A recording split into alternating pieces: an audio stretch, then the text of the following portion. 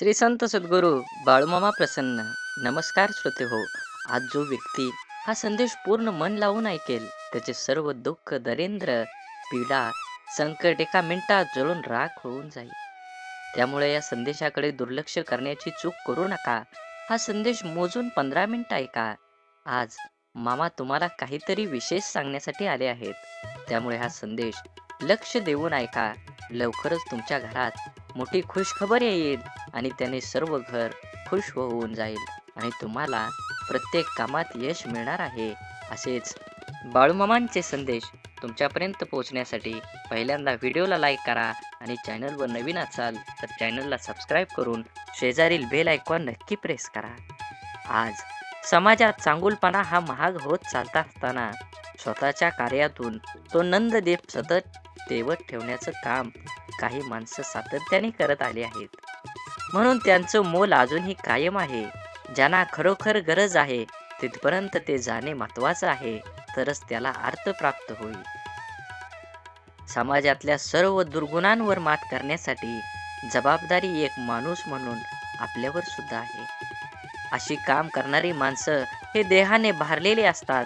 चांगल्या विचार आणि प्रेरणाने प्रवास करणारी माणसं हे संस्काराचे पायथे असतात.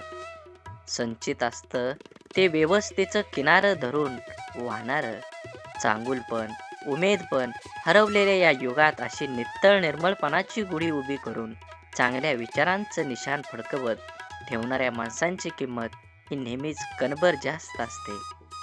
माणुसकीचे प्रवाह अखंडपणे जपणारी माणसं सापडणं म्हणूनच अर्थपूर्ण असतं.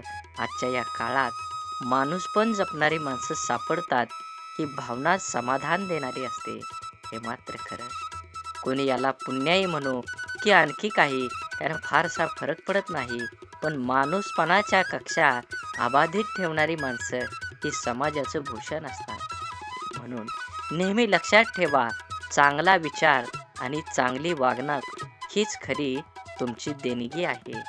जीवनात तुम्ही कितीही कमवलं तर तुम्हाला मिळालेला मान हा तुमच्या पैशावर नसून तुमच्या वागणुकीवर असला पाहिजे. जीवन खरंच आनंदानं जगा. जीवनात कोणताही प्रवास अवघड नसतो. अवघड फक्त आपल्या इच्छा असतात. म्हणून इच्छांवर कंट्रोल करा. नक्कीच तुमच्या जीवनामध्ये आनंद आणि यश हे भरभरून मिळणार आहे. आणि कमेंटमध्ये बाळूमामा प्रसन्न लिहायला विसरू नका. बाळूमामा म्हणतात, जीवन जगत असताना आयुष्यात वेगवेगळी माणसं भेटतात.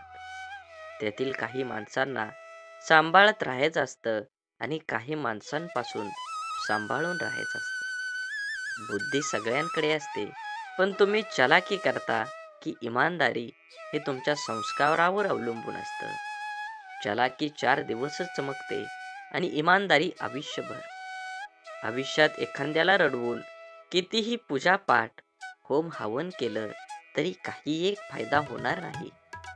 पण जर रोज एखाद्याच्या चेहऱ्यावर हसू आणलं तर साधी अगरबत्ती सुद्धा लावायची गरज पडणार नाही. इतिहासात भविष्य शोधत बसायचं की भविष्यात इतिहास घडवायचा, सर्वस्वी आपल्या हातात आहे. तुम्ही मागे जाऊन तुमचा भूतकाळ बदलू शकत नाही, पण तुम्ही आज जिथे आहात तिथे एक नवीन सुरुवात नक्कीच करू शकता आणि तुमचं भविष्य बदलू शकता. गैरसमजुतीचा फक्त एक क्षण खूप धोकादायक ठरू शकतो, कारण काही मिनिटांमध्येच आपण एकत्र घालवलेल्या 100 सुखांचा क्षणांचा तो विसर पाडतो. म्हणून गैरसमज टाळा. जर प्रत्येकाने आपला विचार करताना दुसऱ्यांच्या मनाचा विचार केला तर नात्यात किंवा मैत्रीत कधीच दुरावा किंवा वाईटपणा येणार नाही. म्हणून हृदयातल्या मंदिरात अंधार असेल तर तुम्ही जगातल्या कुठल्याही मंदिरात कितीही दिवे लावा, काहीही उपयोग होणार नाही. राग आणि प्रेम व्यक्त केलं जातं तिथेच आपलं कोणीतरी असतं. भले यशस्वी होण्यासाठी खात्री नसेल, परंतु अभ्यास, चिकाटी व संघर्ष करण्याची प्रेरणा नक्कीच असली पाहिजे.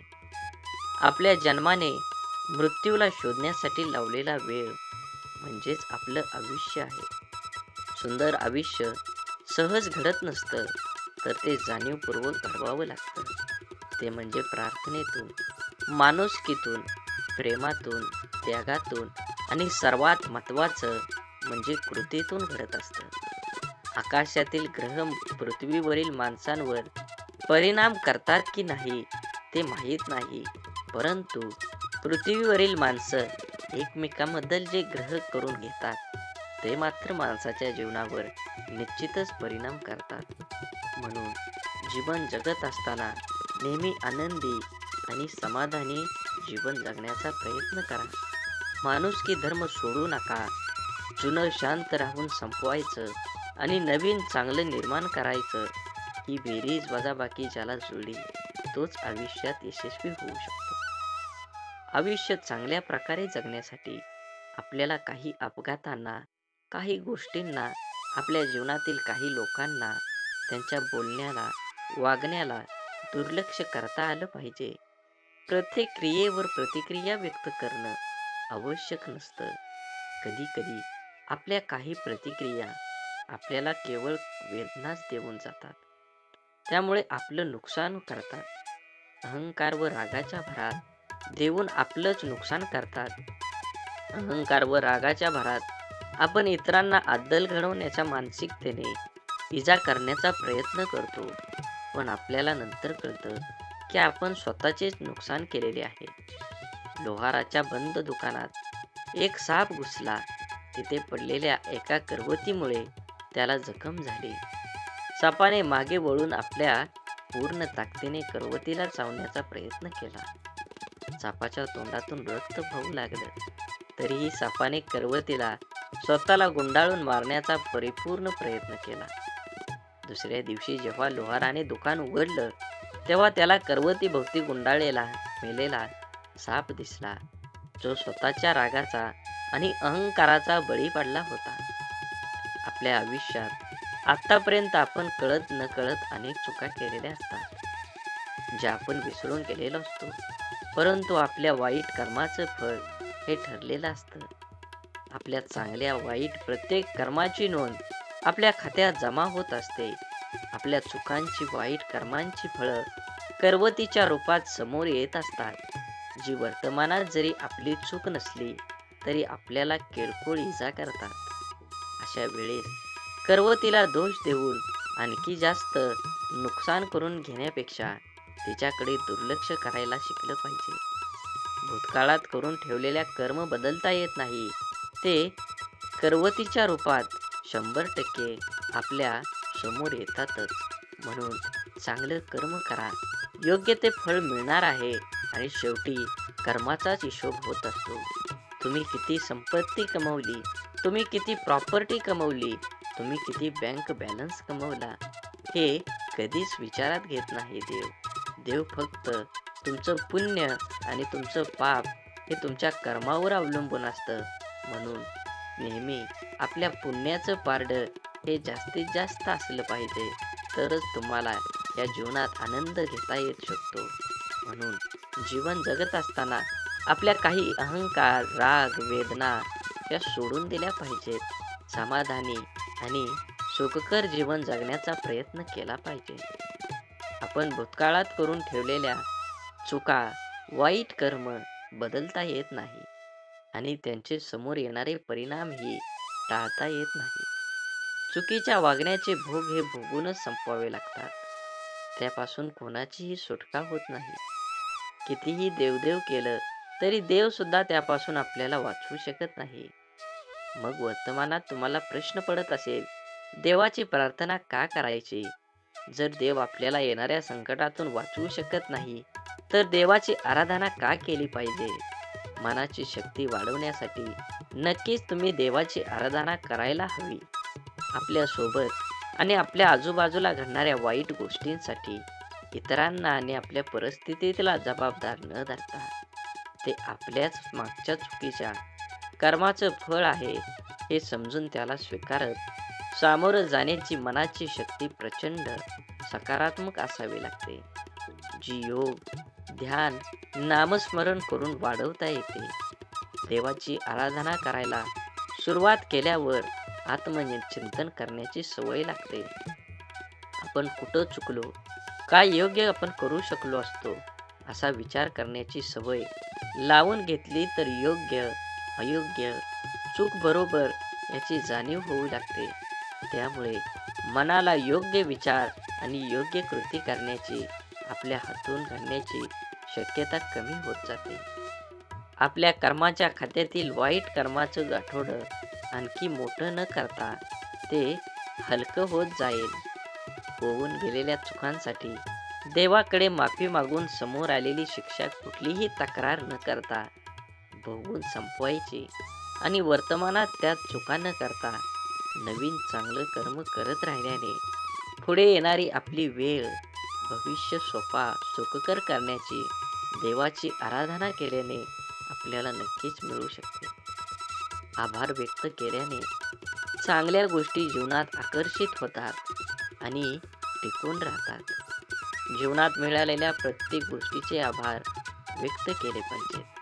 आपले आई वडील, भाऊ बहीण, जोडीदार, मित्र, मैत्रिणी, मुलं, नातेवाईक, आपलं घर, आपलं व्यवसाय, आपली गाडी, अशा प्रत्येक गोष्टीचे, आपल्या जीवनातील प्रत्येक व्यक्तीचे आभार व्यक्त केल्याने सकारात्मकता वाढण्यास सुरुवात होते.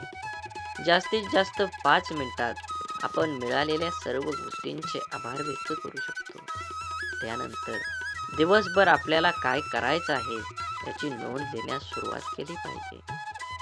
सुरुवातीला काय लिहावे सुचत नाही, त्यामुळे सर्वप्रथम तारीख टाकून किती वाजता आपण उठलो हे रोज लिहून ठेवण्याची सवय स्वतःला लावली पाहिजे. जमेल तसं दिवसभराचं नियोजन, महत्त्वाच्या कामांची यादी, खाण्याची, झोपण्याची वेळ निश्चित करून लिहून ठेवावी. सुरुवातीला अगदी ठरवल्याप्रमाणे सर्व गोष्टी होत नाहीत. जेवढं शक्य होईल तेवढं नियोजनानुसार वागण्याचा प्रयत्न करीत राहिलं की हळूहळू सवयी दृढ होतात आणि आपल्या मनाला, शरीराला त्या सवयींची सवय होण्यास सुरुवात होते. घरकामाचं नियोजन, व्यवसायाचं नियोजन, खर्चाचं, पैशाचं नियोजन, हिशोब ह्या गोष्टींच्या नोंदी करून ठेवायची सवय लावल्याने जीवनात आश्चर्यकारक सकारात्मकता येते. साधारण 10 ते 15 मिनिटात या सर्व गोष्टींचा विचार करून आपण त्या लिहून ठेवू शकतो. त्यानंतर निरोगी शरीरासाठी, शरीरातील ऊर्जा वाहती ठेवण्यासाठी, आनंदी, स्वस्थ, कणखर राहण्यासाठी शक्य असेल ते चालणे, धावणे, योगा, जिम करणे किंवा पोहणे, कोणत्याही प्रकारे अर्धा ते पाऊण तास व्यायामासाठी दिला पाहिजे. सकाळी लवकर उठणं, ध्यान, व्यायाम, दिवसभराचं नियोजन करणं या सवयी आपलं आयुष्य बदलून टाकतात. पहाटेचा 1 तास स्वतःसाठी या सर्व गोष्टींसाठी दिला तर राहिलेल्या 23 तासाचं युद्ध आपण अगदी सहज योग्य प्रकारे जिंकू शकतो. म्हणून आपल्या आयुष्याला रंगरूप, चव देण्याचं काम हे आपल्या भावनांचं आहे. आपल्या आयुष्यातील प्रत्येक सुखदुःखात, यश अपयशात सर्वात महत्त्वाची भूमिका आपल्या भावनांची असते. एखाद्या कृतीवर, घटनेवर आपण जो विचार करतो, जी प्रतिक्रिया देतो, ती असते आपली भावना. एखाद्या गोष्टीबद्दल, व्यक्तीबद्दल आपल्याला काय वाटतं याचा विचार आपण भावनेच्या स्वरूपात व्यक्त करतो. आनंद, सुख, समाधान, शांती, प्रेम या सकारात्मक भावना, तर राग, लोभ, मोह, माया, मत्सर, तिरस्कार या आपल्या नकारात्मक भावना आहेत. प्रेम आणि तिरस्कार या आपल्या 2 भावनांवर आपल्या जीवनाचं बरंचसं गणित अवलंबून आहे. या भावना सांभाळता आल्या तर आपलं संपूर्ण आयुष्य आपण अगदी व्यवस्थितरित्या सांभाळू शकतो. आपल्या या 2 भावनांवर आपल्याला नियंत्रण मिळवता आलं तर आपल्या संपूर्ण आयुष्यावर आपण नियंत्रण मिळवून जग जिंकू शकतो. आपल्या भावना समजून घेणं, त्या कशा आणि का निर्माण होतात, त्या निर्माण करणं आपल्या हातात आहेत की इतर कोणाच्या हातात, या गोष्टी समजून घेतल्या तर आपलं जगणं सोपं आणि आपलं आयुष्य सुंदर होईल. म्हणून नेहमीच आपल्या भावनांच्या आहारी जाऊन त्याचे गुलाम न बनता आपल्या भावनांवर विजय मिळवण्याचे सामर्थ्य आपल्या जवळ असायला हवं. भावनांच्या आहारी जाणारे लोक व्यसनाधीन होतात आणि भावनांवर नियंत्रण मिळवणारे लोक जीवनात प्रत्येक क्षेत्रात यशस्वी होतात. स्वतःच्या मनात जे काही चालू आहे ते ओळखता येणं, ते स्वीकारता येणं, हे जर आपल्याला जमलं, आपले आतले जग जर आपण ओळखून असू तरच आपल्या भावनांचं स्वरूप आपल्या लक्षात येतं. प्रत्येक व्यक्तीच्या मनात भावनिक गोंधळ चालू असतो. जीवनातील अनेक निर्णय हे भावनेच्या भरात आपण घेत असतो आणि नंतर पश्चातापाचे क्षण वाट्याला येतात. जीवनातील पश्चातापाचे क्षण टाळण्यासाठी भावनेला बुद्धीची जोड असली पाहिजे. महाभारतातील कर्णाचे उदाहरण घेतलं तर ब्रह्मदेवाला माहीत होतं की कर्ण हा भावनिक आहे. त्यामुळे कर्णाला भावनिक करून ब्रह्मदेवाने त्याची कवच कुंडल मागून घेतली. कर्णाने बुद्धीची जोड न देता भावनांच्या आधारे निर्णय घेऊन आपली कवच कुंडल दिली आणि कर्णाला नंतर पश्चातापाला, दुःखाला सामोरं जावं लागलं. भावना शून्य किंवा भावनाशील असणं चुकीचं नाही. आपला भावनांचा नियंत्रणीत असायला हवे. पूर्णपणे भावना शून्य ही असू नये. निसर्गाचा नियम आहे की सर्व काही प्रमाणात म्हणजे बॅलन्स असावं, नाहीतर विनाश अटळ आहे. ध्यान ही एक अशी शक्ती आहे जी आपल्याला आपल्या भावनांवर नियंत्रण मिळवण्यास मदत करते आणि आपल्या भावनांचा गुलाम होण्यापासून दूर ठेवते. भावनांवर नियंत्रण मिळवण्याचे सामर्थ्य आपण ध्यान धारणा करूनच प्राप्त करू शकतो. विचार, भावना, मन, शरीर या 4 गोष्टींची काळजी घेतली तर आयुष्य संतुलित, सुखी, आनंदी, यशस्वी होण्यास सुरुवात होते.